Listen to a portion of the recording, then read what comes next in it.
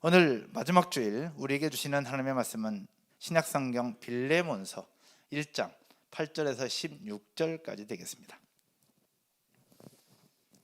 오늘 우리에게 주시는 하나님의 말씀 신약성경 빌레몬서 1장 8절에서 16절까지 말씀 되겠습니다. 우리 말씀 찾는 동안에 우리 지민이가 오늘 왔는데, 그죠? 지민이가 왔는데 오늘 처음 온 거죠. 지난번에 유아 세례 받을 때 이제 이게 30% 60% 되어서 왔다 갔다 하니까 처음 왔는지 잘 모르겠어요. 그래서 하여튼 지민이 반갑습니다. 우리 지민이 오늘 코로나를 뚫고 이곳까지 왔는데 우리 힘차게 건강하게 잘 자라라 박수 한번 우리 했으면 좋겠습니다. 오늘 주신 말씀 함께 한번 보겠습니다. 제가 8절, 여러분이 9절요. 이러므로 내가 그리스도 안에서 아주 담대하게 내게 마땅한 일로 명할 수도 있으나 도리어 사랑으로서 간구하노라. 나이가 많은 나 바울은 지금 또 예수 그리스도를 위하여 갇힌 자 되어 갇힌 중에서 낳은 아들 오네시모를 위하여 내게 간구하노라. 그가 전에는 내게 무익하였으나 이제는 나와 내게 유익함으로 내게 그를 돌려보내노니 그는 내 신복이라. 그를 내게 머물러 있게 하여 내 복음을 위하여 갇힌 중에서 내 대신 나를 섬기게 하고자 하나 다만 내 승낙이 없이는 내가 아무것도 하기를 원하지 아니하노니 이는 너의 선한 일이 억지같이 되지 아니하고 자의로 되게 하려 함이라. 아마 그가 잠시 떠나게 된 것은 너로 하여금 그를 영원히 두게 함이리니. 다 같이 읽을까요? 이후로는 종과 같이 대하지 아니하고 종 이상으로 곧 사랑받는 형제로 둘 자라. 내게 특별히 그러하거든 하물며 육신과 주 안에서 상관된 내게리야. 아멘. 오늘 봉독한 말씀을 가지고 섭리가 섭리되게라는 제목으로 말씀을 함께 나누도록 하겠습니다. 오늘의 본문의 배경을 살펴보면 빌레몬서는 사도 바울이 옥중에서 기록한 서신으로 빌레몬에게 그의 종 오네시모를 용서하고 받아달라는 부탁의 편지가 바로 빌레몬서입니다. 그러면 빌레몬은 누구고 오네시모는 누구냐? 빌레몬은 에베소에서 바울의 가르침을 받고 예수님을 영접해서 바울의 제자가 되었던 사람이 바로 빌레몬입니다. 바울은 그의 지위에서 가정교회를 이루면서 복음의 영향력을 행했던 사람, 그렇게 하나님의 뜻대로 말씀대로 살았던 사람이 빌레몬이었습니다. 오네시모는 누구냐? 이 빌레몬의 집에 있었던 종이었는데, 이 오네시모는 이 주인에게 물질적인 손해를 끼치고 도망을 쳤다가 잡혀서 감옥에 들어갔는데요. 이 감옥에 들어가서 감옥에서 누구를 만나느냐? 사도 바울을 만나면서 복음을 듣고 하나님의 자녀가 된 사람이 바로 오네시모입니다.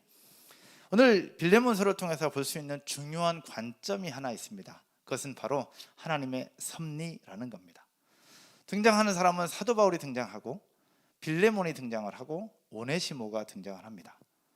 사도 바울이 빌레몬에게 오네시모를 받아주라고 죄를 짓고 도망쳤던 종이었지만 그를 받아주라고, 그리고 이후에 성경에서 나오는데 그를 종이 아니라 이제는 형제로 대해달라라고 간곡하게 부탁하고 있는 내용이 본문의 전체적인 상황입니다. 이 전체적인 배경을 통해서 우리에게 보여주시는 관점이 몇 가지가 있는데 그 중에 하나가 바로 하나님의 섭리라는 겁니다. 여러분, 하나님의 섭리라는 게 과연 뭘까요?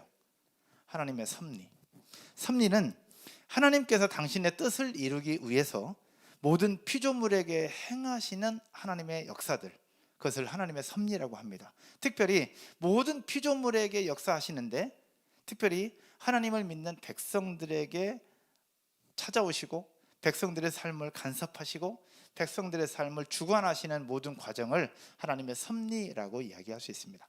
그런데 표현이 간섭이지 사실은 하나님의 주권적인 역사이고 하나님의 인도하심이고 하나님의 보호하심이 하나님의 섭리라고 볼 수 있습니다. 오늘 빌레몬서에도 짧은 성경인데 빌레몬서에도 하나님의 섭리를 이야기하고 있습니다. 여러분, 우리 삶 가운데 하나님의 섭리를 어떻게 깨달을 수 있을까? 그리고 하나님의 섭리임을 깨닫게 된다면 우리는 어떻게 해야 될까? 오늘 첫 번째입니다. 따라서 한번 해볼까요? 하나님의 섭리를 인정하라. 첫 번째 여러분들과 나눌 수 있는 것, 그리고 빌레몬서를 통해서 나누고 싶은 것은 하나님의 섭리를 인정하는 것입니다. 우리 사전 하나 준비했는데 한번 보실까요? 오늘 아침에 3층 요양원에서 예배를 드리면서 찍은 사진입니다. 처음에는 할머니 두 분과 우리 원장님과 선생님 이렇게 예배를 드렸었는데 오늘은 8명이 예배를 드렸어요. 오늘 한 해의 마지막이라고 해서 할머니 할아버지를 위해서 제가 안수기도 해드리고 함께 사진 찍은 장면입니다. 예배를 드리면서 오늘 하나님의 섭리에 대해서도 함께 나누었습니다. 요양원에서 예배를 드리면서 하나님의 섭리, 어떤 생각이 들었느냐, 3층 요양원 자리는 2006년도부터 있었던 순복음교회였습니다. 2006년도부터 시작된 순복음교회, 그러다가 더 행복한 교회가 2017년도에 그 자리로 들어갔어요. 그러다가 작년 2020년까지 있다가 이제 저희가 빠졌는데 그 자리에 요양원이 들어왔는데 그곳에서 주일날 아침 8시마다 주일 예배를 드리고 있습니다. 그 공간이 과연 어떤 공간일까? 왜 여기서 예배를 드리게 하실까? 사실은 어제, 오늘 제가 아침 8시 예배 드린다는 걸 후회했어요. 왜냐하면 너무 피곤한 거예요. 왜 내가 성탄절 아침까지 8시 가서 왜 예배를 드린다고 했을까? 오늘은 좀 쉬고 싶은데 오늘 못한다고 할까? 그럴 수 없잖아요. 근데 오늘 아침 가서 할머니 할아버지들은 일찍부터 식사하고 저렇게 딱 앉아서 성경책 딱 놓고 마스크 딱 쓰고 앉아서 딱 기다리고 있는 모습을 보면서 후회했던 제 모습을 하나님 앞에 회개했거든요. 이것도 하나님의 또 다른 섭리일 것인데 이 공간에서 이렇게 예배를 드릴 것을 우리가 어떻게 알았는가? 전혀 생각하지도 상상하지도 못했던 이 예배, 순복음교회였다가 더 행복한 교회였다가 이제는 다운요양원에서 드려지는 그 예배, 나중에 어떻게 될지 모르는 그런 상황, 모든 것이 하나님의 섭리가 아닐까라는 생각을 해보게 되었습니다. 오늘 빌레몬서 읽었던 말씀 중에 15절의 말씀이 있어요. 15절을 한번 볼까요? 15절에 이렇게 말씀하고 있어요. 같이 한번 읽어볼게요. 아마 그가 잠시 떠나게 된 것은 너로 하여금 그를 영원히 두게 함이리니. 아멘. 그가 잠시 떠나게 된 것이라고 표현하고 있습니다. 그가 잠시 떠나게 된 것, 이것은 어떤 사건이냐, 오네시모가 주인으로부터 죄를 짓고 도망을 친 사건을 얘기합니다. 즉 오네시모가 주인이었던 빌레몬으로부터 도망을 쳤던 사건이 성경 바울은 그를 잠시 떠나게 된 것이라고 표현을 하고 있거든요. 우리의 삶 가운데서 나타나는 하나님의 섭리는 너무나도 놀랍고 너무나도 세밀해요. 마치 성경에서는 참새 한 마리가 하나님의 주권이 아니면 떨어질 수 없다고 얘기를 하는 것처럼 하나님의 섭리는 그만큼 세미하거든요. 물론 인간 나름대로 최선의 노력을 다 해야 되고 우리도 그렇게 살고 있어요. 그러나 따라서 한번 해볼까요? 최선의 노력을 다 해도 우리 힘으로 할 수 있는 것이 많이 없다. 반대로 얘기하면 최선의 노력을 하지만 우리 힘으로 할 수 없는 것이 훨씬 더 많이 있다라는 거예요. 그럼 그 모든 상황들 속에 역사하는 그것은 바로 무엇이냐? 하나님의 섭리라는 거예요. 오늘 읽었던 15절에서 오네시모가 주인으로부터 도망쳤던 이 사건을 사도 바울은 하나님의 섭리라고 보고 있는 거예요. 그 사실을 인정합니다. 왜 하나님의 섭리라고 보고 있느냐? 분명히 빌레몬과 오네시모로 하여금 관계가 틀어집니다. 도망을 치니까. 근데 오네시모가 도망친 이후에 잡혀서 감옥에 가요. 감옥에 가서 누구를 만나느냐? 사도 바울을 만납니다. 사도 바울을 만나게 되면서 예수님을 영접하고 하나님의 자녀가 돼요. 그리고 나서 그 이후에 다시 돌아와서 사도 바울의 동역자 빌레몬의 동역자가 되어지는 그 역사들을 성경은 우리에게 보여주고 있습니다. 우연이라고 보기에는 너무나도 놀라운 일이에요. 그래서 이것을 하나님의 섭리라고 보고 있는 것입니다. 본문에서 예로 들면 하나하나 입장을 생각해 볼까요? 사도 바울의 입장을 먼저 생각해 보면 복음을 전하는 사람이었는데 감옥에 갇혀 있는 건 너무 억울한 일이잖아요. 있을 수 없는 일이고 너무 속상한 일이에요.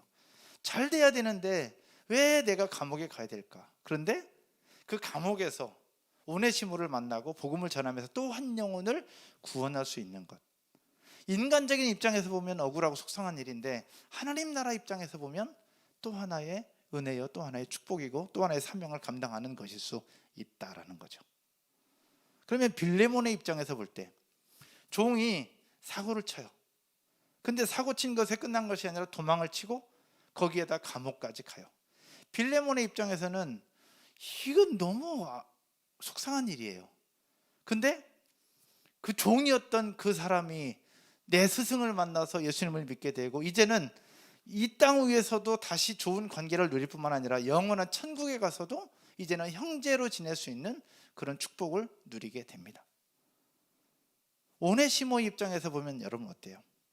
주인으로부터 도망치는, 성경에서는 전에는 무익한 존재였다라고 얘기를 하고 있거든요. 근데 무익한 존재였는데 사도 바울을 만나면서 복음을 듣고 새로운 사람으로 바뀌면서 이제는 유익한 존재가 돼요. 그래서 이제는 종이 아니라 형제로 대해달라는 부탁과 함께 오네시모는 사도 바울의 동역자가 되는 하나님의 축복도 누리는 기회를 얻게 됩니다. 도망을 치고 감옥에 갇히는 것은 너무나도 억울하고 너무 속상한 일인데 기다란 하나님의 시간으로 볼 때, 하나님 나라 관점으로 볼 때는 그것은 하나님의 축복이었고 하나님의 섭리였다고 우리는 볼 수 있는 거죠. 사도 바울은 그것을 인정하고 있는 겁니다. 그렇게 볼 때 우리 주변에 있어지는 좋지 않은 일, 또 우리가 생각하지 못했던 억울한 일 모두는 하나님의 섭리 가운데 하나라고 봐도 괜찮겠다라는 것. 여러분 이해가 되십니까? 우리 주변에 펼쳐지는 좋은 일이건 좋지 않은 일이건 모든 것이 하나님의 섭리 가운데 있다라고 봐도 괜찮다라는 거죠. 요셉의 경우도 그렇습니다. 아버지로부터 사랑받는 아이로 태어나요. 거기까지는 좋았어요. 근데 형제들의 미움을 받아서 팔려가죠. 열심히 살았는데 누명을 써요. 자기는 복음을 가지고 진리를 가지고 말씀 앞에서 지킨다고 했는데 누명을 쓰면서 감옥에 가요. 종으로 팔려서 타국 땅으로 온 것도 서운한데 누명을 써서 감옥까지 갑니다. 어떻게 보면 하나님의 백성 형통한 자라고 일컬을 수가 없는 상황이 계속 펼쳐져요. 근데 그 속에서도 요셉은 어떻게 했느냐? 그것이 하나님의 섭리임을 알고 자기에게 주어진 역할과 주어진 삶을 최선을 다해서 살아요. 그러면서 결국 시간이 흘러 어떻게 돼요? 애굽의 총리가 되죠. 총리가 되면서 자기를 팔았던 형제들을 만났을 때 요셉이 고백했던 말이 이겁니다. 창세기 45장 5절에서 8절까지 한번 보겠습니다. 여러분이 한번 읽을까요? 우리가 요셉은 아니지만 요셉이 형들을 만나서 했던 이야기입니다. 같이 읽겠습니다. 시작. 당신들이 나를 이곳에 팔았다고 해서 근심하지 마소서. 한탄하지 마소서. 하나님이 생명을 구원하시려고 나를 당신들보다 먼저 보내셨나이다. 아멘. 자기가 팔려오고 여기까지 온 것이 누가 그랬다고 얘기하는 거예요? 당신들이 보낸 것이 아니라 하나님이 생명을 구원하려고 나를 먼저 보내셨다라고 이야기를 하고 있는 거예요. 하나님의 섭리를 인정하고 있는 겁니다. 그 다음 절에 보면 읽진 않겠습니다. 요셉은 이렇게 고백합니다. 나를 이리로 보낸 자는 당신들이 아니요 하나님이시라. 모든 것이 하나님의 섭리였음을 고백하고 있는 거예요. 여러분 우리에게 주어진 삶 속에 하나님의 섭리를 섭리되게 하려면 첫 번째 필요한 것이 하나님의 섭리임을 인정하는 것에서부터 시작되는 줄로 믿으시기를 주님의 이름으로 축복합니다. 오늘 본문에서 빌레몬에게는 분명히 좋지 않은 상황이었어요. 사도 바울도 좋지 않았어요. 오네시모도 마찬가지였어요. 하지만 감옥에서 사도 바울을 만나면서 하나님의 백성이 되어졌고 이제는 이 세 사람의 관계, 더구나 나이 많은 이 사도 바울에게 있어서는 든든한 동역자를 얻게 되는 놀라운 하나님의 역사를 이루게 되었습니다. 그렇다면 현재 우리에게 불어닥친 코로나라는 상황을 한번 살펴봅시다. 작년 3월부터 시작된 코로나, 1년이면 아니 몇 개월이면 끝날 줄 알았던 코로나가 이제 2년이 넘어가고 있습니다. 그럼 내년 3월이면 2년, 만 2년인데 내년 3월이면 끝날까요? 잘 모르겠습니다. 내년 3월이면 마스크 벗고 예배할 수 있을까? 이것 또한 잘 모르겠어요. 3차 부스터샷까지 다 맞았습니다. 그럼에도 불구하고 앞으로 어떻게 될지 잘 모르겠어요. 이런 상황들로 볼 때 오늘 본문 속에서 보면 하나님의 섭리를 한번 생각해 보자라는 겁니다. 언제까지 계속될지, 앞으로 무슨 일이 벌어질지, 3차까지 다 맞았는데 앞으로 4차, 5차 또 맞아야 될지 안 맞아도 될지 잘 모르겠어요. 근데 그런 모든 과정들을 살펴볼 때에 기다란 하나님의 시간으로 볼 때 이 코로나라고 우리에게 불어닥친 이 2년이라는 상황은 하나의 점에 불과하고 이 또한 놀라운 하나님의 섭리를 이루어가는 또 하나의 과정이 되지 않겠나라는 생각을 해보는 거예요. 코로나가 처음에 딱 시작하면서 대구 신천지로부터 막 발발하면서 신천지가 다 드러나게 됐어요. 안산에도 있잖아요. 안산에서도 그것이 다 드러나게 되었습니다. 하나님의 교회가 드러나고 많은 이단자들 그리고 이상한 교회들이 다 드러나기 시작했어요. 그때 이야기를 했습니다. 이 코로나가 이단자들 사이비 종파들을 다 드러내는구나. 그와 동시에 교회도 엄청나게 욕을 먹었어요. 그러면서 교회 안에 또 다른 종교개혁이 일어나고 있는 것도 사실입니다. 그렇지 않으면 개혁되지 않을, 그렇지 않으면 변화되지 않을 교회, 이 시대 가운데 있는 교회가 새롭은 형태로 바뀌어져 가는 모습이 바로 코로나의 영향이기도 합니다. 단순히 우리에게 있어서 힘들고 속상하고 우리 마음을 불편하게 하는 코로나지만 하나님 나라 입장에서 보면 이 또한 하나님의 섭리 중에 하나라고 볼 수 있겠다라는 이야기죠. 어디 코로나뿐이겠습니까? 각자의 상황 속에서 찾아볼 때 우리를 향한 하나님의 섭리는 지금도 계속되고 있음을 믿으시기를 주님의 이름으로 축복합니다. 오늘 아침에 요양원에서 예배하면서 제가 그 얘기했어요. 저는 4년제 대학을 12년 동안 다녔습니다. 12년 동안 다니면서 노가다판을 얼마나 많이 갔는지 모르겠습니다. 그리고 신학대학원 시험을 2번 떨어져서 2번 떨어지는 그 동안에 목회하는 것들을 배우게 되었습니다. 그 속에서 하나하나를 배우고 상담을 배우고 시세를 배우고 그 속에 리더십을 배우고 하나하나 배우는 시간이 신대원에서 떨어졌던 그 2년이라는 시간이었습니다. 제가 만약에 학교를 다녔다면 이렇게 배울 수 있었을까? 그 시간이 저한테는 너무나도 고통스러운 시간이었어요. 사람을 만나기도 싫었고요. 제 교회 안에서 사역하는 것도 싫었고 예배하는 것도 너무 쉽지 않았던 그 시간이었는데 그 시간이 인간 손병세, 목회자 손병세를 만들어가는 하나님의 섭리 중에 하나였음을 시간이 지나고 보니까 알겠더라고요. 저와 여러분의 인생과 삶을 돌아볼 때 지금은 어떤 일이 벌어질지 알 수도 있고 모를 수도 있어요. 그러나 단 1년이 지나고 2년이 지나고 5년이 지나고 10년이 지나고 나서 시간을 돌아볼 때 우리에게 펼쳐진 현재 상황은 하나님의 섭리임을 믿고 인정할 수 있는 여러분 모두가 되실 줄로 믿습니다. 우리가 할 일은 현재 속에서 최선을 다하는 거예요. 코로나 때문에 못해, 코로나 때문에 어려워, 코로나 때문에 안 돼라고 하는 것이 아니라 코로나가 있지만 그 상황 속에서도 믿음을 이어가고 그 상황 속에서도 예배를 지켜가고 그 상황 속에서 내 할 일을 하고 그 상황 속에서 사업을 하고 그 상황 속에서 사람을 만나고 그 상황 속에서도 나에게 주어진 사명을 감당해 가는 것, 이것이 바로 이 시대 가운데 섭리가 섭리되게 하는 나의 사명이고 내 해야 할 일임을 믿으시기를 주님의 이름으로 축복합니다.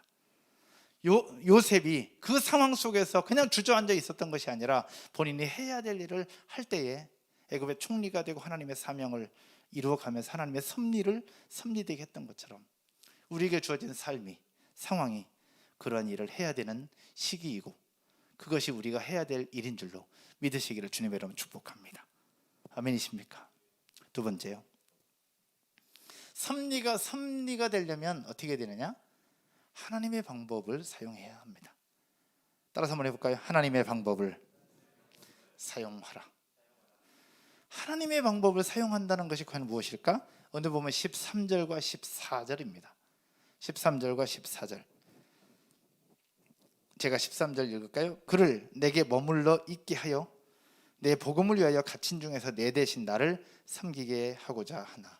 이게 무슨 얘기냐면 종이었던 오네시모에게 복음을 전하고 이제는 오네시모가 사도 바울, 이제 나이 들었으니까 사도 바울을 좀 섬기게 하려고 한다는 거예요. 근데 나를 좀 섬기게 하고자 하나. 14절 여러분이 한번 읽겠습니다. 시작. 다만 내 승낙이 없이는 내가 아무것도 하기를 원하지 아니하노니 이는 너의 선한 일이 억지같이 되지 아니하고 자의로 되게 하려 함이라. 아멘. 오네시모가 자기를 좀 돕고 자기를 섬기고 자기의 동역자가 되도록 했으면 좋겠는데 내가 그렇게 하는 것이 아니라 주인인 너의 허락이 있어야 내가 그렇게 하겠다라고 지금 빌레몬에게 부탁하고 있는 내용입니다. 당시 사회적인 관습으로 또 법으로 볼 때에 주인이 도망친 노예를 용서하고 풀어주는 일은 쉬운 일이 아니었습니다.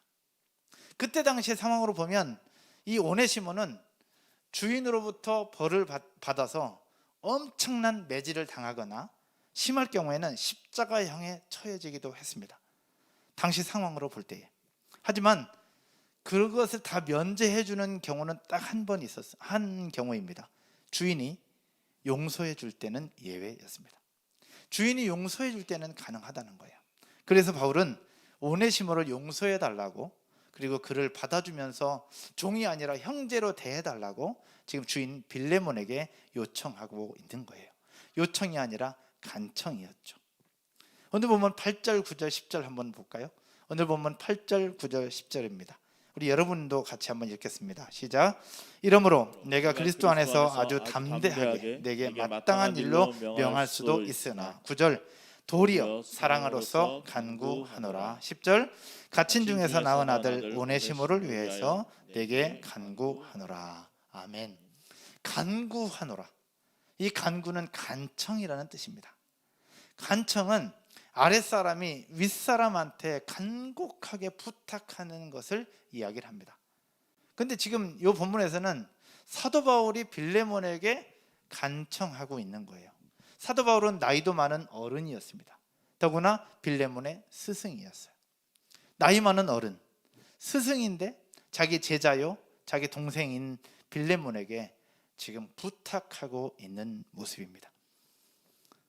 사도 바울은 그렇게 빌레몬의 인격을 존중하고 그의 의사를 존중해서 억지로 하지 아니하고 자의로 할 수 있도록 지금 부탁하고 있는 내용인 것입니다. 하나님의 섭리를 인정했던 사도 바울이 택한 방법이 바로 이 방법이었어요. 충분히 본인의 힘, 본인의 권위, 또 당시 상황으로 볼 때 사도 바울은 오네시모에게 직접적으로 나를 좀 도와달라고 얘기할 수 있었어요. 그리고 그렇게 명령할 수 있었습니다. 본문에 있는 것처럼. 하지만 사도 바울은 그렇게 하지 않아요. 그러면서 정중하게, 아주 간곡하게 빌레몬에게 부탁하면서 요청하고 있는 겁니다.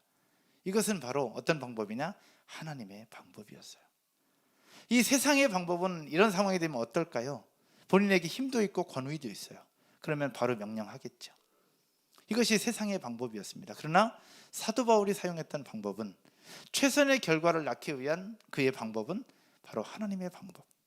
본인이 직접 권한을 행사하는 것이 아니라 빌레몬에게 부탁하고 빌레몬으로 하여금 그 일이 진행되도록 선하게 선택권을 주고 결정권을 넘겨주었던 겁니다.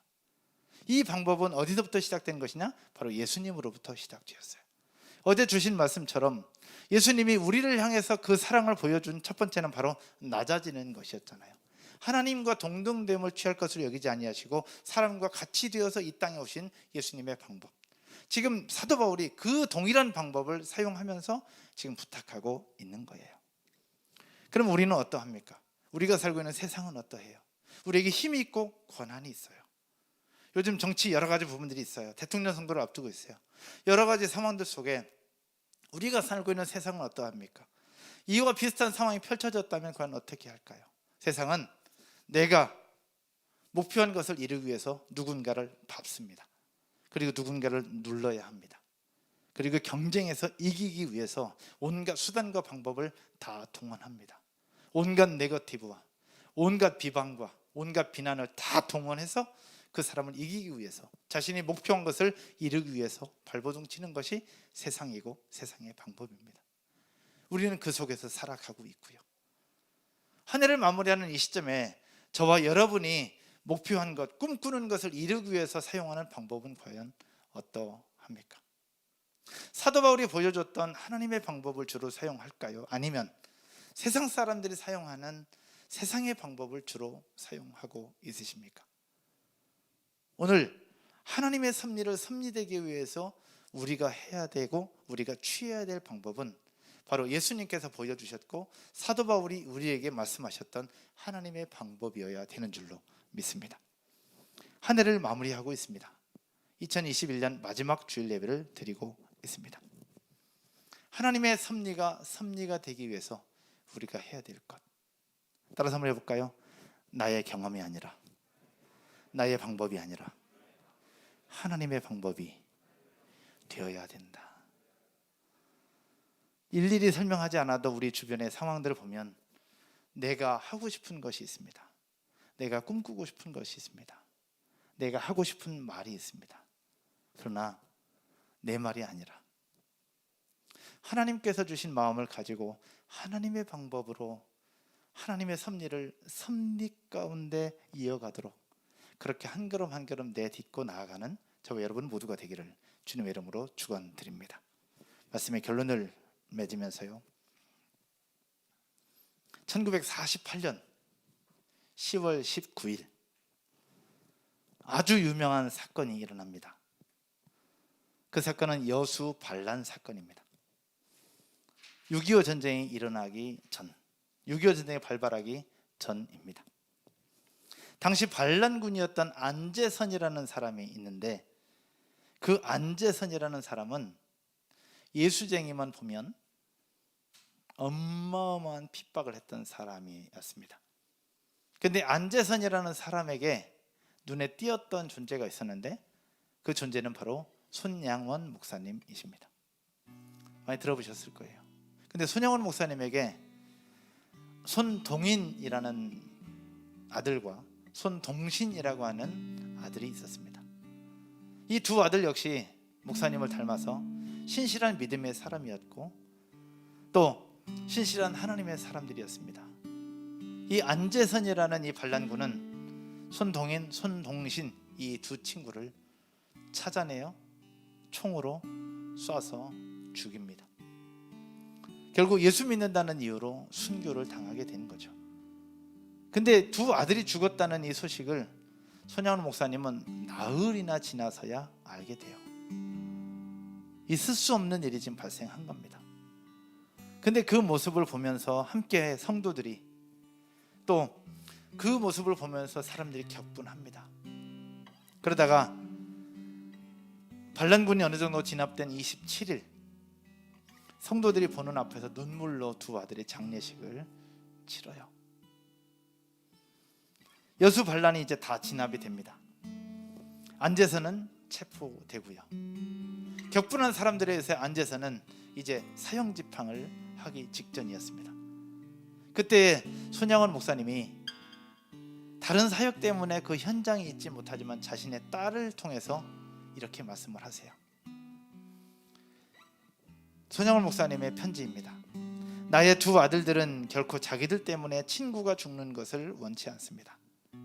그 애들은 친구의 죄 때문에 이미 죽었습니다.